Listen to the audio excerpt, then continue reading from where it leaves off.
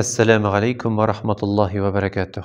Hürmetli dostlar, Cuma namazına qarata bolğan köngülibizde hürmetni bulduru ulşun barlıqta dağın zor bir derece. Çünkü biz bu turmuşta kimni hürmet etebez? Yaratgan eti-enilerini, halal jefet balalarımızını hürmet etebez, özübizge dereceli bolğan abzı apalarını, tuğanlarını. Alarının indi turmuşlarında bolğan eybirler bizni şatlandıra, turmuşlarında bolğan qaygılı haller bizning köngüllerimizni düşüre. Şuңa dagın nişik biz bu dünyada kiletirgen hem kitetirgen kişilerge özübizning ayrıça ihtibarımızı birebez. Allah Teala nasip eylegen zor beyremimiz Cuma'ga dagın şundi ihtibarını birik. Qaygırıp turyk. Ya Rabbim Allah bara alırmı miken bu atnada Cuma namazına? Ya Rabbim Allah eğer şuşu Cuma namazına kelip jitip vağazni tınlap köngülübizni din nasihatleri bilen bayıtıp bitire alırmı miken? Boşqa gına uzmas miken bu vakitlar menim dep özübizni qaygırtıp turga kiteyişbiz. Nişik biz kişilerge barıp alar bilen köngüller açıp süйлöşüp oturup özübizning ruhiyatımızны bayıtabız. Şulay ok meşitni degen sağınırga. Meşitte bolğan kardeşler bilen meşitte birge jıyılıp vaaz oku, namaz kılu, birgelep dua eytu bolğan merasimlerde özübizning indi sağınu hislerin buldura almıyız iken, mındy tiren mägneli bolğan meselelerde özübizning ihtibarımızı bire almıyız iken, tilemişegine Cuma'ga kelip, tilemişegine namazlarda qatnaşıp, selam birgeç mullanın birinci bulup jügürüp şabıp, bu vaqtda özübizge sorğu birik eli.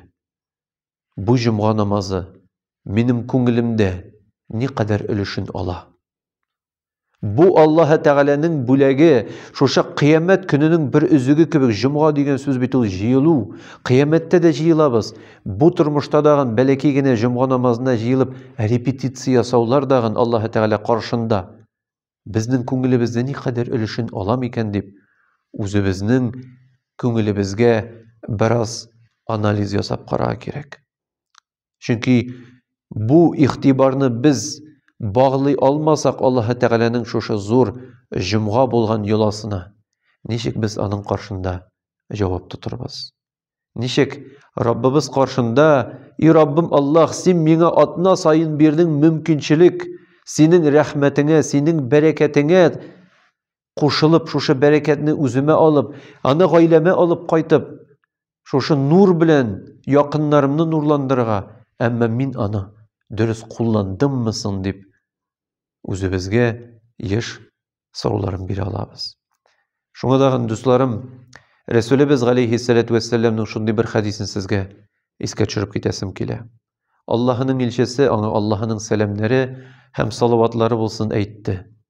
Eğer kişiler Cuma namazına kelip, köngüllerinde şuşu gıybadetke qarata mehabbet, hürmetni buldurmasalar, dilemişegine kelip, qay vaqtda şuşu Cuma namazlarında qatnaşmışa, ya ise bütünley 2-3 mertebe bu namazını kaldırıp yürseler, Allah Teala bu kişilerinin, bu Müslümanlarının köngüllerine gafillik, yani bistalkuvist hisin salıp, alarının köngüllerin boş kaldırırdı. Boş köngüllü bulu, ruhi miskinlik, mene en korkunç nerse, mene en qaygılı mesele. Şuңa da hürmetli tuğanlarım, nişek biz özübizning gövdebizni qarıybız, tenimizni aşkan azanımızны qaygırtabız. Şulay ok janımızның azığı bolğan Cuma namazlarına kelip, Cuma vağazlaryny tınlap, şoşu Cuma namazların özübizning köngülibizge bayıtırga bir mümkünçilik bularak kullanırga her birimiz aşıqsa ne kadar ruhi yaktan bay bular idik, ne kadar turmuşlarımızны bayıtır idik, ne kadar Allah Teala karşında kıyamet gününde varsqaş cevap verirge mümkünçiliklerimizni yaxşı yakka özgertir idik. Rabbimiz Allah Тазалык, саулык, сәламәтлекләрен бирсен һәммәбезгә, бала оныкларыбызга, якыннарыбызга һәм инде шушы изге айларда, изге җомга көннәрендә үзебезнең Раббыбыз Аллаһ Тәгалә каршында булган дәрәҗәбезне арттырырга насип әйләсә иде. Әссәламу алейкум ва рахматуллаһи ва баракатуһ.